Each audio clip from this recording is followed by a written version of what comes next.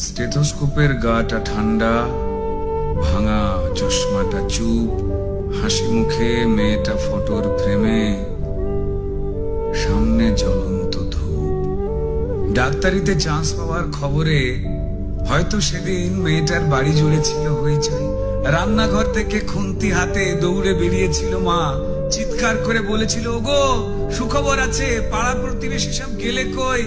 ওগো মেজো বৌদি শুনছো, মেয়ে তো ডাক্তারিতে চান্স পেল। এই রুনুর মা, আরে বাবা আমার মেয়ের খবর তোমাদের কি কানে গেল?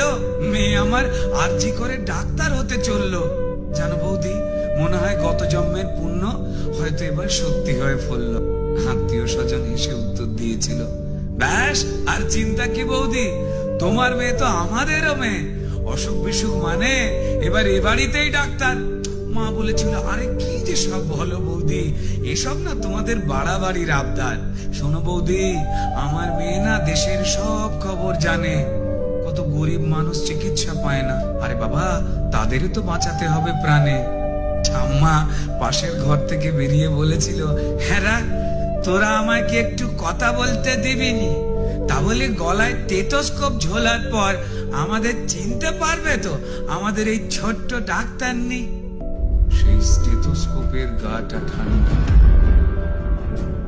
ভাঙা চশমাটা চুপ, হাসি মুখে মেয়েটা আজ ফটোর ফ্রেমে, সামনে জ্বলন্ত ধূপ। টানা 36 ঘন্টার ডিউটি দিয়ে মুমূর্ষ রোগীর সেবা করে, বন্ধুদের সাথে খাবার খেয়ে গলার স্টেথোস্কোপটা খুলে মেয়েটা ঢুকেছিল সেমিনার ঘরে। ভেবেছিল দু চোখ বুঝে একটু জিরিয়ে নি। সেই যে দু চোখ বন্ধ হয়েছিল, সে দু চোখ আর খোলেনি। সেমিনার রুমে যে ক্লান্ত ডাক্তার নি ঢুকেছিল, সকালে সে বেরিয়েছিল ক্ষত বিক্ষত বডি হয়ে। আর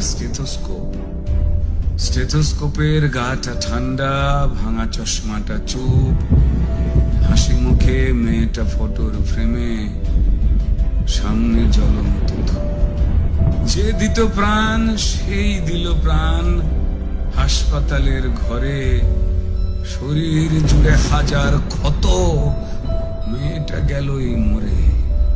খুবলে খেলো শরীরটাকে, ভাঙলো গলার হাড়। খুবলে খেলো শরীরটাকে, ভাঙলো গলার হাড়। পশুর দলে কে কে ছিল, জমাট অন্ধকার।